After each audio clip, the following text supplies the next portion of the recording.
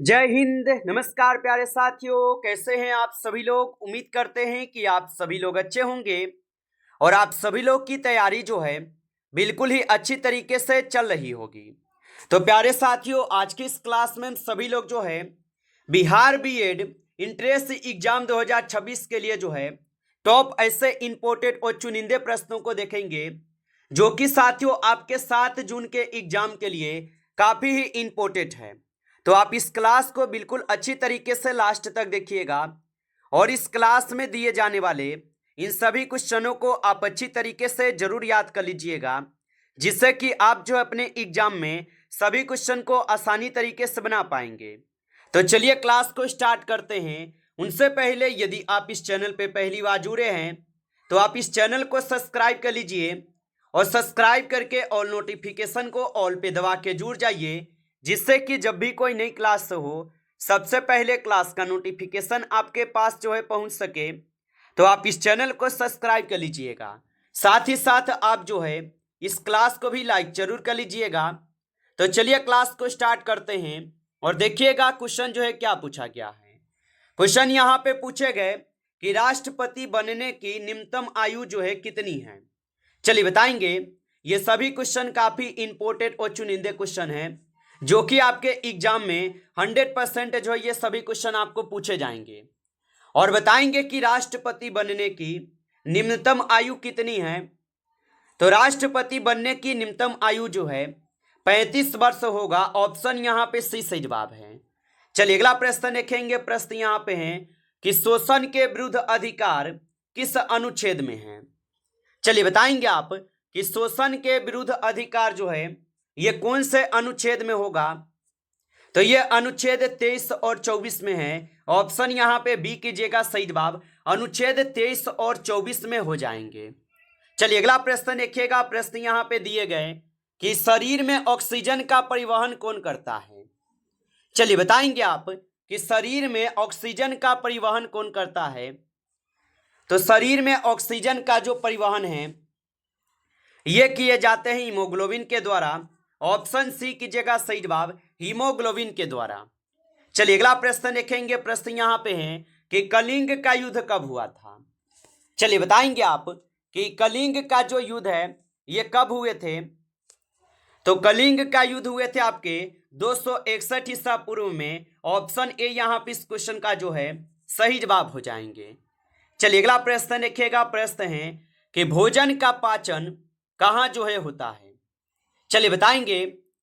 तो भोजन का पाचन जो है ये कहाँ शुरू होता है। तो ये होते हैं आपके मुख में। ऑप्शन यहाँ पे सी सही जवाब है, मुख में होगा। चलिए अगला प्रश्न देखेंगे। यहाँ पे 6 नंबर क्वेश्चन है कि द्रोणाचार्य पुरस्कार जो है ये किसे दिया जाता है। चलिए बताएंगे कि द्रोणाचार्य पुरस्कार जो है किसे दिया जाता है। तो द्रोणाचार्य पुरस्कार जो है ये कोच को दिए जाते हैं। ऑप्शन यहाँ पे बी सही जवाब है, कोच को। चलिए अगला प्रश्न देखेंगे। प्रश्न यहाँ पे है कि दक्षिण पश्चिम मानसून भारत में कब जो है प्रवेश करता है। चलिए बताएंगे। तो दक्षिण पश्चिम मानसून भारत में जो है कब प्रवेश करता है। तो ये प्रवेश करते हैं जून में। ऑप्शन यहाँ पे सी कीजिएगा, जून में जो है ये प्रवेश करते हैं। चलिए अगला प्रश्न देखेंगे। यहाँ पे 8 नंबर है कि छत्तीसगढ़ की प्रमुख जनजाति कौन सी है। चलिए बताएंगे आप कि छत्तीसगढ़ की प्रमुख जनजाति कौन सी है। तो यहां पे इस क्वेश्चन का सही जवाब ऑप्शन ए करेंगे, गोंड जनजाति। ऑप्शन ए सही जवाब है। चलिए अगला प्रश्न देखेंगे कि विद्युत धारा का एसआई मात्रक जो है क्या है। तो याद रखेंगे कि विद्युत धारा का एसआई मात्रक जो है यहां पे एम्पियर होगा। ऑप्शन सी कीजिएगा सही जवाब, एम्पियर होगा। चलिए अगला प्रश्न देखेंगे यहाँ पे कि रामचरितमानस के रचयिता जो है कौन है। तो रामचरितमानस के रचयिता जो है यहाँ पे आपके तुलसीदास होगा। ऑप्शन सी कीजिएगा सही जवाब, तुलसीदास हो जाएंगे। चलिए अगला प्रश्न देखेंगे। प्रश्न यहाँ पे दिए गए हैं कि बालक की सीखने की प्रक्रिया सबसे अधिक किसमें जो है प्रभावित होती है। तो याद रखेंगे कि बालक की सीखने की प्रक्रिया जो है ये सबसे अधिक किसमें प्रभावित होती है। तो ये होते हैं आप सभी लोग का यहाँ पे वातावरण में। ऑप्शन ए कीजिएगा सही जवाब वातावरण में होगा। चलिए अगला प्रश्न देखेंगे कि थॉमस कप जो है ये किस खेल से संबंधित है। चलिए बताएंगे आप कि थॉमस कप जो है ये किस खेल से संबंधित हो जाएंगे, तो ये बैडमिंटन से हो जाएंगे। ऑप्शन यहाँ पे बी सही जवाब है। चलिए अगला प्रश्न देखेंगे। प्रश्न यहाँ पे है कि प्रस्तावना में पंथ निरपेक्ष शब्द जो है ये किस संशोधन द्वारा जोड़े गए। तो प्रस्तावना में पंथ निरपेक्ष शब्द किस संशोधन के द्वारा जोड़े गए हैं, तो ये जोड़े गए हैं आपके 42वां संविधान संशोधन के द्वारा। ऑप्शन ए सही जवाब है, 42वां संविधान संशोधन के द्वारा जोड़े गए हैं। चलिए अगला प्रश्न देखेंगे कि भारत का सर्वोच्च नागरिक सम्मान जो है कौन सा है। तो भारत का सर्वोच्च नागरिक सम्मान कौन सा होगा, तो यहां पे इस क्वेश्चन का सही जवाब जो है ऑप्शन यहां पे आप सभी लोग सही करेंगे, भारत रत्न जो भारत का सर्वोच्च नागरिक सम्मान है। चलिए अगला प्रश्न देखेंगे। प्रश्न यहां पे है कि जैन धर्म के 24वें जो है तीर्थकर कौन है। चलिए बताएंगे। तो जैन धर्म के 24वें तीर्थकर कौन थे, तो जैन धर्म के 24वें तीर्थकर जो है महावीर स्वामी थे। ऑप्शन यहाँ पे बी सही जवाब है, महावीर स्वामी होगा। चलिए अगला प्रश्न देखेंगे कि गौतम बुद्ध ने कितनी आयु में गृह त्याग किया था। तो गौतम बुद्ध जो है ये कितनी आयु में गृह त्याग किए थे, तो गौतम बुद्ध जो है जब आपके 29 वर्ष के थे तो ये अपना घर त्यागे थे। ऑप्शन यहाँ पे बी सही जवाब है। चलिए अगला प्रश्न यहाँ पे हो जाएंगे, भारत का सर्वोच्च वीरता पुरस्कार कौन सा है। चलिए बताएंगे।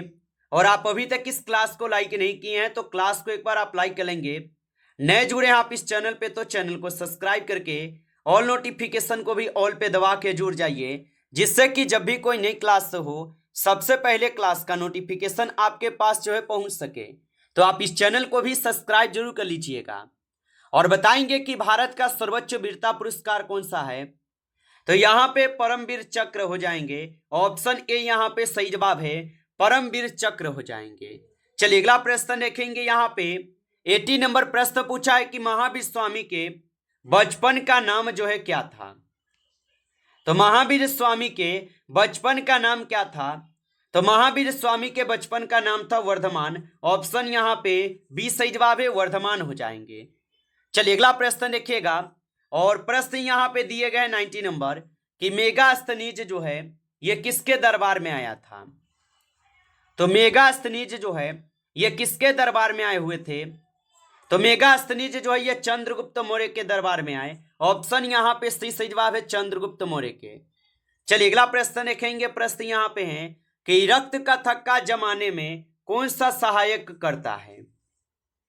तो रक्त का थक्का जमाने में कौन सहायक करता है, तो ये सहायक करते हैं यहाँ पे प्लेटनेस। ऑप्शन यहाँ पे सी सही जवाब होगा। चलिए अगला प्रश्न देखिएगा। प्रश्न यहाँ पे दिए गए कि जिम कॉर्बेट राष्ट्रीय उद्यान जो है ये किस राज्य में है।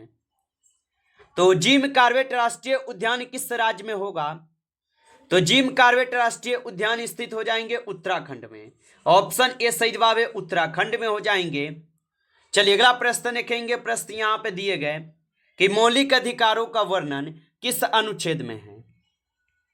तो मौलिक अधिकारों का जो वर्णन है ये कौन से अनुच्छेद में होगा, तो ये हो जाएंगे आप सभी लोग का अनुच्छेद 12 से 35 में। ऑप्शन ए यहाँ पे लगा रहे हैं, तो सही जवाब है अनुच्छेद 12 से 35 में होगा। चलिए अगला प्रश्न देखिएगा। प्रश्न यहाँ पे 23 नंबर है कि शिक्षक का मुख्य कार्य क्या है। चलिए बताएंगे कि शिक्षक का मुख्य कार्य क्या है। तो शिक्षक का मुख्य कार्य होता है सीखने में सहायता करना। ऑप्शन यहाँ पे जो है बी सही जवाब होगा। चलिए अगला प्रश्न देखेंगे कि राष्ट्रपति का निर्वाचन कौन करता है। तो राष्ट्रपति का जो निर्वाचन है यह कौन करते हैं, तो राष्ट्रपति का निर्वाचन जो है निर्वाचन मंडल करते हैं। ऑप्शन यहाँ पे बी सही जवाब होगा। चलिए अगला प्रश्न देखेंगे। प्रश्न यहाँ पे है कि पंचतंत्र के रचयिता जो है कौन माने जाते हैं। तो पंचतंत्र के रचयिता कौन माने जाते हैं, तो पंचतंत्र के रचयिता जो है विष्णु शर्मा माने जाते हैं। ऑप्शन ए हो जाएंगे यहाँ पे सही जवाब, विष्णु शर्मा माने जाते हैं। चलिए अगला प्रश्न देखेंगे। यहाँ पे 26 नंबर है भारत का नेपोलियन जो है किसे कहा जाता है? चलिए बताएंगे। तो भारत का नेपोलियन किसे कहा जाता है? तो भारत का नेपोलियन जो है यहां पे कहते हैं हम सभी लोग समुद्रगुप्त को। ऑप्शन यहां पे बी सही जवाब है, समुद्रगुप्त को। चलिए अगला प्रश्न देखेंगे कि हर्षवर्धन का दरबारी लेखक जो है कौन था? तो हर्षवर्धन का दरबारी लेखक कौन था? तो हर्षवर्धन के दरबारी लेखक जो है यहां पे बाणभट्ट होगा। ऑप्शन बी कीजिएगा, बाणभट्ट हो जाएंगे। चलिए अगला प्रश्न देखेंगे। प्रश्न यहां पे है कि समावेशी शिक्षा किस सिद्धांत पर जो है आधारित है? तो समावेशी शिक्षा जो है यह किस सिद्धांत पर आधारित होगा? तो समावेशी शिक्षा जो है यह आधारित हो जाएंगे आपके समान अवसर पर। ऑप्शन ए सही जवाब है, समान अवसर पर। चलिए अगला प्रश्न देखेंगे। प्रश्न यहां पे है कि भारत का राष्ट्रीय खेल परंपरागत रूप से किसे माना जाता है? तो भारत का राष्ट्रीय खेल परंपरागत रूप से किसे माना जाता है? तो याद रखेंगे हॉकी को मानते हैं। ऑप्शन यहां पे बी सही जवाब है, हॉकी को मानते हैं। चलिए अगला प्रश्न देखेंगे कि भारत का राष्ट्रीय जो है वृक्ष कौन सा है? तो भारत का राष्ट्रीय वृक्ष जो है यहां पे आप सभी लोगों का हो जाएंगे बरगद। ऑप्शन सी कीजिएगा, बरगद जो भारत का राष्ट्रीय वृक्ष है। चलिए अगला प्रश्न देखेंगे। प्रश्न यहां पे है विश्व पर्यावरण दिवस कब मनाया जाता है? चलिए बताएंगे। तो विश्व पर्यावरण दिवस कब मनाया जाता है? तो विश्व पर्यावरण दिवस मनाए जाते हैं आपके कब? तो ये 5 जून को मनाए जाते हैं। ऑप्शन यहां पे 20 सही जवाब होगा, 5 जून को। चलिए अगला प्रश्न देखेंगे कि शिक्षक दिवस जो है यह कब मनाया जाता है? तो शिक्षक दिवस जो है यह कब मनाए जाते हैं? तो 5 सितंबर को शिक्षक दिवस मनाए जाते हैं। ऑप्शन ए हो जाएंगे सही जवाब, 5 सितंबर को। चलिए अगला प्रश्न देखेंगे गिर राष्ट्रीय उद्यान किसके लिए जो प्रसिद्ध है? तो गिर राष्ट्रीय उद्यान किसके लिए प्रसिद्ध होगा? तो गिर राष्ट्रीय उद्यान प्रसिद्ध है एशियाई शेर के लिए। ऑप्शन सी सही जवाब है, एशियाई शेर के लिए। चलिए अगला प्रश्न देखिएगा। प्रश्न यहां पे दिए गए हैं कि सार्वभौमिक रक्तदाता कौन है? तो सार्वभौमिक रक्तदाता कौन है? तो इनके रक्तदाता हो जाएंगे यहां पे ओ। ऑप्शन डी कीजिएगा, ओ हो जाएंगे। चलिए अगला प्रश्न देखिएगा। प्रश्न दिया गया है कि शून्य का सिद्धांत किसने दिया था? तो शून्य का जो सिद्धांत है यह सिद्धांत किसने दिया था? तो शून्य का सिद्धांत दिए थे ब्राह्मण गुप्त। ऑप्शन यहां पे बी सही जवाब है, ब्रह्मगुप्त हो जाएंगे। नमस्कार साथियों, इस क्लास में आपके टॉप 35 क्वेश्चन थे जो काफी इंपॉर्टेंट और चुनिंदे क्वेश्चन थे। साथियों यदि आपको क्लास अच्छा लगा हो तो आप इस क्लास को लाइक करेंगे। नए जुड़े हैं आप इस चैनल पे तो चैनल को भी सब्सक्राइब करके ऑल नोटिफिकेशन को ऑल पे दबा के जुड़ जाइए, जिससे कि जब भी कोई नई क्लास हो सबसे पहले क्लास का नोटिफिकेशन आपके पास जो है पहुंच सके। तो आप इस चैनल को सब्सक्राइब कर लीजिएगा। चलिए फिर मिलते हैं आपसे एक नेक्स्ट टॉपिक के साथ नेक्स्ट क्लास में। तब तक के लिए जय हिंद, जय भारत।